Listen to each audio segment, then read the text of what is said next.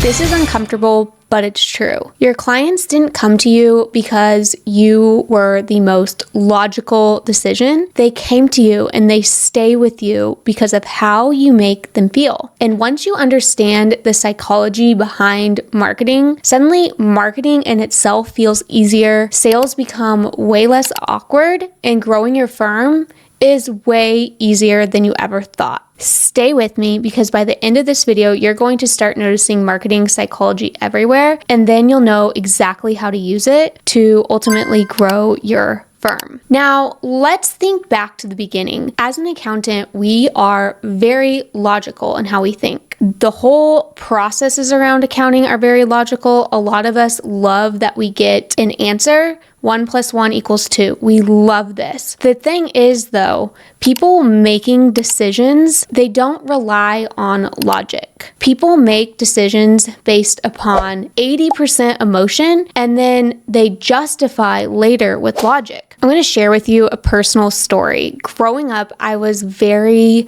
stingy with money. I really liked to save and make sure that I wasn't overspending. So when it came to getting my nails done, I didn't do that frequently. And then there came a point whenever I started wanting to get them done more frequently. Now remember, I was a big saver. Anything that was outside of unnecessary, that felt to me at the time very wasteful. But what I started doing whenever I thought, okay, I want to be that person that always keeps their nails done for the most part, I started this emotional reasoning. Okay, I want to do this. And when I started doing it, how I justified it was, if I get my nails done, I will be more willing to show up on camera because my hands show. I'll be more willing to go to events and shake people's hands. So I started just instantly justifying it with logic. And that's just such a small example, but think about yourself. Where have you made decisions before that you wanted to make, but after you make it, you start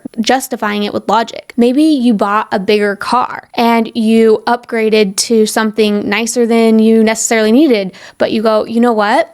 It's a tax write-off. So you start justifying that decision. Well, that's exactly how people buy. They have emotions around something and then later they justify it with logic. For prospects, what starts as a feeling of I trust them then gets justified later. So what this means is your prospects aren't asking who has the most credentials. They're asking up front initially, who do I trust? Who can help me achieve my goals? Who do I feel the most comfortable with? That's why the delivery of how everything you do matters. When you're speaking to a prospect, your tone matters. Whenever you are sharing about your firm, think about how you can create an emotional connection. It's not just, hey, we do tax planning. It's no, we do tax planning so that you can get A, B, and C. Think about that emotional piece. People do not make decisions based upon logic initially. It's all about emotion. The next principle I want you to understand is social proof. And I want you to think back to the last time you tried a new restaurant and why you tried it. For most of us, we tried that because of some sort of social proof. Either someone we know recommended it, maybe we went online and we read reviews that were saying, hey, this is a great place, you have to try this. There was some sort of social proof that gave us an indicator that we would have a good experience. And your prospects, they want this social proof too. They want to know and have confidence that when they're making a decision to work with you, that they're making a good decision. They want to see that other people have been in their shoes and then you've been able to help them solve the problem that they are currently experiencing. So social proof, social proof, social proof. This could be testimonials. This could be case studies. This could be you having an interview with one of your clients or prospects. Whatever you do to get some sort of social proof is going to be so beneficial for you and your firm long term. These reviews, they can do more selling for you than just about anything. Before we get into this next principle, I want you to close your eyes. Okay, they're closed now, right?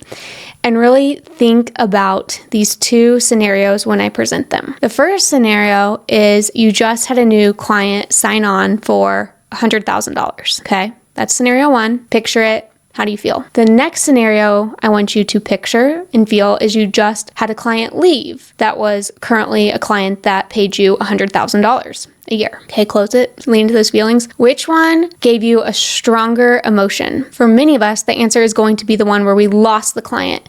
And this principle is loss aversion. People are more motivated to avoid losing something than they are motivated to gain something. Because of loss aversion, that's why strategies like price increases tomorrow, only 2 spots left, things like that can get people to move into action. They don't want to miss out. Now, in accounting, this can look like overpaying on taxes without even knowing it, missing certain business opportunities, making decisions too late. Think about in your marketing how you can incorporate, if they don't do this, what are they losing? What are they missing out on? And that will motivate them more than telling them what they could gain from something. For this next principle, I want you to consider a time when you got off work after a long week, it's Friday, and you just want to zone out. What do? A lot of us, we turn on the TV and we go to Netflix. And whenever we open up Netflix or your streaming platform of choice, what do you notice? There are so many options. And if you didn't already know what show or movie you wanted to watch before you opened up your streaming app, it can be so difficult to decide just because there's so many options that you may never even end up picking an option. You might scroll around for a little bit, watch a few trailers, and then you don't decide on anything because there's just too many options. Or I'll give you a different example. Let's say that you go to a restaurant and they have a super long menu. It can be really hard to decide what to eat. If you've ever been to the Cheesecake Factory, that's exactly what can happen to many of us whenever we go there. Versus if you just go to a restaurant with a really simple menu, it's super easy because they don't give you many options. And that's exactly the point of this principle. And this principle is called the paradox of choice. People don't like having a lot of choices because whenever they have a lot of choices, they have to weigh the opportunity cost of picking the wrong choice. They have to decide, okay, what is the risk by not picking all these different choices? So for you as a firm, offering everything under the sun with any options available, that creates confusion in your prospects. That makes it harder for them to move forward. I prefer firms give people options in 3s, and then the firm even suggests one option for that person. So it's really easy. Okay, the expert that I trust, they recommend this, and it makes it really easy for that prospect to say yes. So don't give a lot of choices, a lot of different recommendations. Well, we could do this or we could do that. That creates confusion. That creates stalling. So limit choices. Even better, give them your recommendation on exactly the choice they should pick. Let's talk pricing now, pricing psychology. And we will talk about it in terms of the 3 tiers. People don't like to pick the cheapest option and they don't like to pick the most expensive option. Why? Because the middle feels balanced, smart, and reasonable. Plus, if I'm buying from a service provider and I'm buying their biggest, most expensive package, a lot of times I'm going to start wondering, okay, am I about ready to outgrow them? Am I the most complex company or individual that they deal with? It starts raising some red flags for me as the prospect. So when you present the 3 options that your prospect should choose from, and whenever you give a recommendation, ideally that recommendation, it should be your middle tier that you give them, that you recommend for them. Now there's one final principle left that I want you to understand. And I want you to consider a time when someone went really above and beyond from you. They really helped you out. For me, an example that instantly comes to mind is a time where my mom really helped me out. I have 2 little kids and she was just helping me out by watching them. And my husband and I, we were traveling and some of our travel overlapped. And my mom just really, she stepped up and she helped us out a lot and always made sure the kids were taken care of and safe. And when she did all of that, I found myself constantly looking for a way that I could give back to her. When someone does something for you, genuinely helps you, you often trust them more, you listen to them differently, and you want to give back to them. Now, I'm not saying in marketing that you should do free work, but what you should do is be helpful. This could look like showing up online and creating YouTube videos. This could look like you posting helpful content on social media. This could look like when you're on a call with them,